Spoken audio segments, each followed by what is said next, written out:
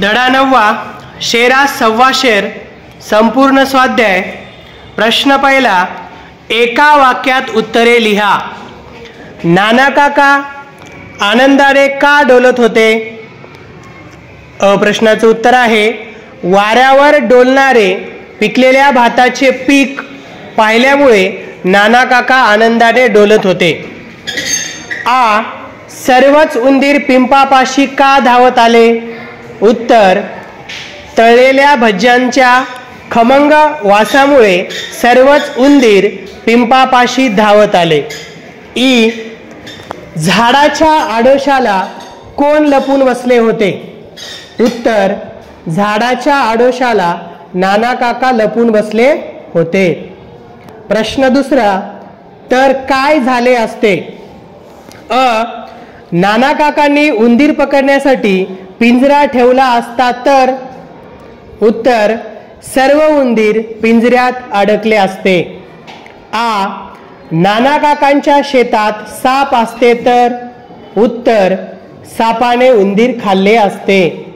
E, नाना काकांच्या शेतात उंदीर नसते तर? उत्तर, नाना काकांच्या शेताची नासाडी झाली नसती। ई, नाना काकांच्या शेतात मांजर असते तर? उत्तर, मांजराने उंदीर खाल्ले असते। प्रश्न तिसरा, खालील वाक्यप्रचारांचा वाक्यात उपयोग करा व लिहा। अ, अधीर होणे, बाबांनी आणलेले गोष्टीचे पुस्तक वाचण्यासाठी सुनीलचे मन अधीर झाले।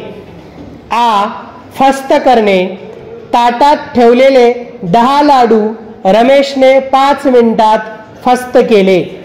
ई, सामसूम होणे, रात्र होताच गावात सर्वत्र सामसूम झाली। ई, कूच करणे, आदेश मिळताच भारतीय फौजेने सीमेकडे कूच केले। उ, कपाळावर हात मारणे, पुरामध्ये आपले घर वाहून गेले हे कळताच गजाननने कपाळावर हात मारले। उ, युक्ती सफल होणे, मोकाट सुटलेल्या वाघाला पकडण्याची गावकऱ्यांची युक्ती सफल झाली। प्रश्न चौथा, खालील शब्दांचे सुरुवातीला अ लावून नवीन शब्द तयार करा। अ, धीर, अधीर। आ, शक्य, अशक्य। ई, स्वस्थ, अस्वस्थ। ई, प्रकाशित, अप्रकाशित। प्रश्न पाचवा, शेरास सव्वा शेर यासारख्या शब्दसमूहांना म्हणी म्हणतात। तुम्ही ऐकलेल्या वाचलेल्या अशा म्हणी सांगा। 1, जशास तसे। 2, करावे तसे भरावे। 3, कोल्ह्याला द्राक्ष आंबट। 4, चोरावर मोर। प्रश्न 6, खालील शब्दात लपलेले शब्द शोधा व लिहा। अ, नासाडी, साडी आणि नाडी।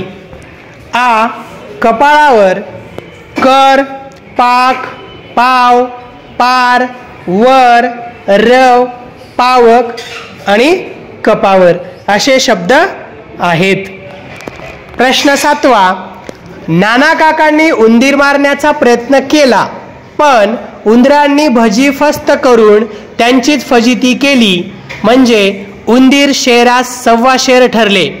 तुम्ही वाचलेल्या एखाद्या गोष्टीत कुणी शेरास सव्वा शेर ठरले आहे का, अशी गोष्ट वर्गात सांगा।